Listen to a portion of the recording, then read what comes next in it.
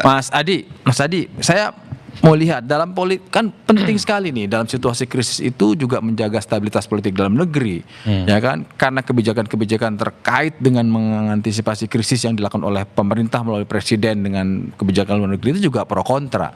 Nah, Mas Adi melihat bahwa ini penting juga dan ada nggak potensi yang memang ini dilihat celah oleh kelompok-kelompok yang berseberangan dengan pemerintahan?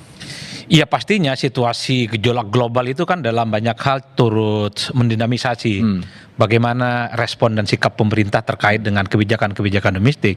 Salah satunya soal apakah boleh menaikkan BBM ataupun tidak. Nah, kalau kalau naikin BBM pasti akan berdampak kan ada asumsi demo. Kalau ada asumsi bahwa kalau BBM itu naik maka akan banyak orang yang kemudian akan berhemat. Betul. Tidak keluar rumah kalau nggak penting-penting amat. Konsumsinya juga bisa dibatasi. Tapi kalau ditanya ke saya, Mas Yogi, saya dari dulu adalah madhab yang sangat setuju dengan isu dan kebijakan populisme. Apapun judulnya, rakyat kelas menengah ke bawah, kelompok miskin, itu jangan sampai terbebani dengan kenaikan-kenaikan apapun. Jangan ada judul kenaikan BBM, jangan ada judul kenaikan tarif dasar listrik, jangan ada pencabutan subsidi di sektor misalnya pupuk, petani dan seterusnya dan seterusnya. Meski ada yang bicara dengan nada yang cukup kritis, kalau terus-terusan misalnya tidak menaikkan harga BBM, subsidi untuk kelas miskin ke bawah, maka APBN akan jebol. Pertanyaannya adalah, kan memang APBN itu untuk rakyat kecil, bukan untuk yang lainnya.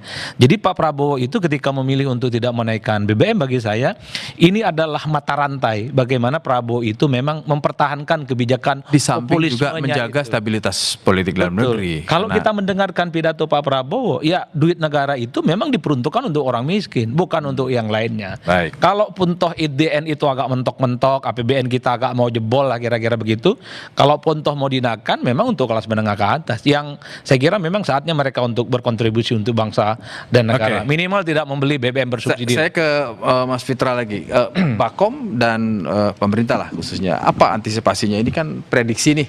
Bagaimanapun kemarin kita berharap ke perundingan ternyata zong lah. Kira-kira apa antisipasi? Yang pertama kalau kita lihat dari sisi fiskal, we are in a very good condition. Kenapa? Karena dari awal tahun sampai sekarang kita sudah mampu menyisir 130 triliun rupiah. That's the first stage.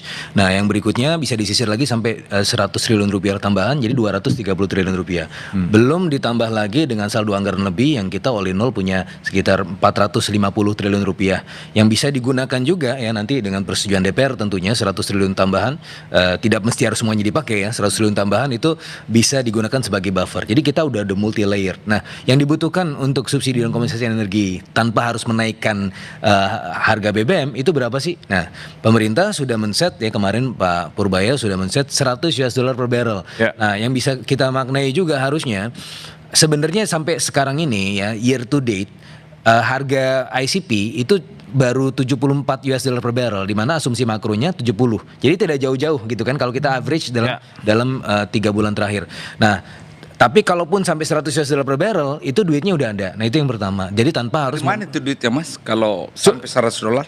130 triliun rupiah kita sudah sisir. Dari mana sumbernya itu? Sumbernya itu dari APBN. APBN jadi pertama itu yang itu bukan dari sisa anggaran lebih. Bukan. Ya, dari mana itu memang penting sih. Saldo anggaran lebih itu lain lagi ya. Yang 130 triliun rupiah itu sudah ada realokasi dan refocusing ya. Ini dari diskusi saya dengan Pak Wamenkeu ya. Kita sudah mengamankan 130 triliun rupiah dari anggaran-anggaran yang tidak penting, yang tidak prioritas itu diamankan ya. Nah, maksud saya anggaran yang ini anggaran dipangkas, anggaran yang sudah atau switch anggaran. Switch anggaran.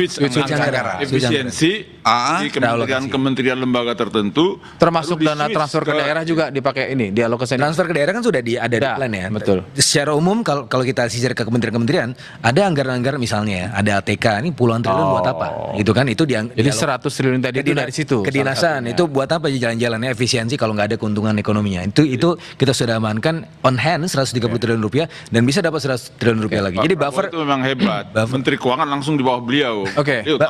Buffer udah cukup. Kita akan lanjut, kita harus jeda dulu. Bagaimana pemerintah harusnya merespon kekhawatiran publik dan juga melihat peluang dari kondisi geopolitik, kita akan bahas usai jeda. Tetaplah bersama Satu Meja The Forum.